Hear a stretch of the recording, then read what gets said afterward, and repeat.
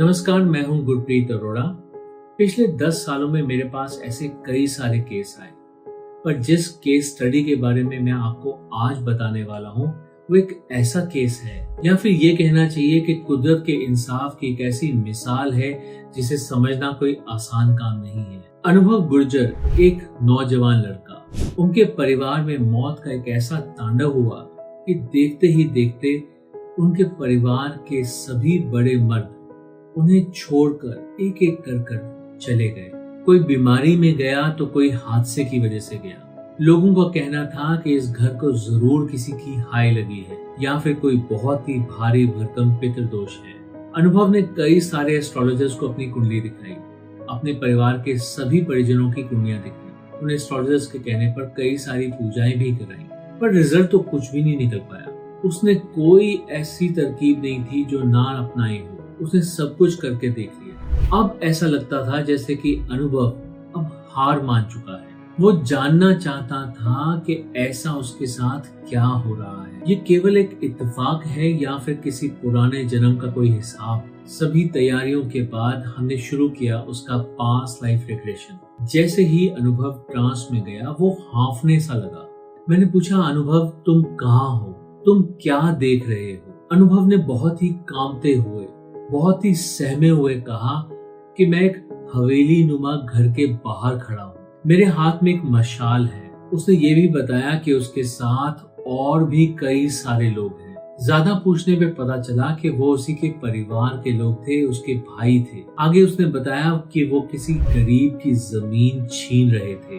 वो बूढ़ा आदमी गिड़गिड़ा रहा था। उस सेशन के दौरान हमें जो समझ में आया वो ये था कि अनुभव उस जन्म में एक बहुत ही शक्तिशाली और अहंकारी परिवार का हिस्सा था। उन्होंने अपनी ताकत के नशे में एक बेगुनाह परिवार का सब कुछ उजाड़ दिया था। उस बूढ़े आदमी के जवान बेटों को उन्होंने मरवा दिया था। ये सब इसलिए किया था ताकि वो उनकी जमीन पर कब्जा कर सके।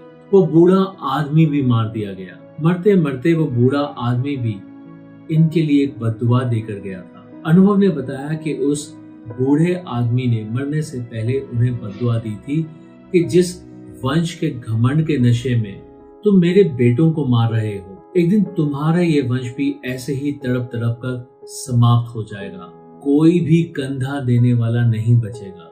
दोस्तों, कर्म कभी पीछा नहीं छोड़ता। जो आत्माएं उस जीवन में, उस जन्म में, उस पाप में शामिल थी, वो सभी की सभी आत्माएं इस जन्म में एक ही परिवार में जन्म लेती हैं। वो सब उस दादा, उस पिता, उन 6 चाचाओं के रूप में इस जन्म में इस परिवार में जन्म लेती हैं। और वो बद्दुआ एक कार्मिक डेट बनकर सामने आई। एक एक कर सबको जाना पड़ा, क्योंकि उस जन्म का हिसाब किताब अभी अधूरा था। अनुभव इस जन्म में अकेला इसलिए बच गया ताकि वो अपनी आंखों से इस विनाश को देख सके और अपनी आत्मा के उस पाप का प्रायश्चित कर सके। अनुभव ने अपने इस सेशन के दौरान उस बूढ़े आदमी की आत्मा से माफी मांगी। उसने महसूस किया कि जो छटपटाहट उसने उस जन्म में दूसरों को दी थी, वही दर्द आज उसे अपने इस परिवार में, अपने परिवार वालों को खोकर मिल रहा है। इस सब के बाद अनुभव को उस सेशन से बाहर लाया गया। सेशन से बाहर आने के बाद अनुभव फूट फूट कर रो रहा था। उसने कहा कि सर, आज मैं ये बात समझ पा रहा हूँ कि ये कोई सजा नहीं है, ये मेरा हिसाब है। ऐसा बहुत बार देखा गया है कि जब कुछ लोग मिलकर कोई एक पाप करते हैं तो वो सभी लोग आगे जाकर किसी एक परिवार में जन्म लेते हैं और उस परिवार की समाप्ति हो जाती है। उस परिवार का कोई अंश बाकी नहीं रहता। यही सब इस परिवार के साथ हुआ। केवल अनुभव बचा ताकि वो उस पाप को, उस अपने किए हुए कृत्य को समझ सके और आगे प्रायश्चित कर सके। आज अनुभव शांत है। वो अब मंदिर जाता है, गरीबों की मदद करता है और अपने पूर्वजों की आत्मा की शांति के लिए दान पुण्य करता है।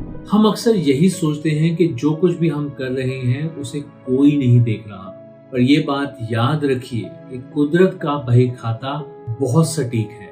कभी कभी हमारे पूर्वजों के कर्म या फिर हमारे खुद के पुराने जन्म के पाप हमारे आज को घेर लेते हैं। क्या आपके परिवार में भी ऐसी कोई अजीब सी घटनाएं हो रही हैं जिनका कोई लॉजिक नहीं है? क्या आपको ऐसा लगता है कि आप किसी अनजाने से बोझ को ढो रहे हैं? अगर ऐसा है तो कमेंट बॉक्स में कर्मा जरूर लिखिए। मैं उम्मीद करता हूँ कि आज के इस वीडियो को देखने के बाद आप कर्मा को बहुत अच्छे से समझ पाए होंगे और कहीं ना कहीं किसी न किसी की कहानी के साथ ये कहानी भी कोरिलेट कर जाएगी। अगर आपके साथ भी ऐसा कुछ हो रहा है या फिर आप किसी ऐसे व्यक्ति को जानते हैं जिसके साथ ऐसा कुछ हो रहा है, तो वक्त बीतने से पहले पहले हमें कांटेक्ट कीजिए, ताकि जो देरी अनुभव के साथ हुई, अनुभव ने जिन सब अपने परिजनों को खोने के बाद हमें कांटेक्ट किया, काश आप हमारे पास पहले पहुंच सके और बहुत से अपने परिजनों को बचा सके। काश आपकी मांगी हुई वो माफी आपके उन परिजनों को बचा सके। अगर आपको आज का हमारा ये वीडियो पसंद आया हो तो प्लीज इसे ज्यादा से ज्यादा लोगों के साथ शेयर कीजिए और लाइक करना मत भूलिएगा। अगर आप हमारे चैनल पे नए हैं या फिर आपने हमारे चैनल को सब्सक्राइब अभी तक नहीं किया है तो प्लीज हमारे चैनल को सब्सक्राइब भी जरूर कीजिए। So thank you very much for going through this video. Stay happy, stay blessed, safe. Have a nice day. Take care.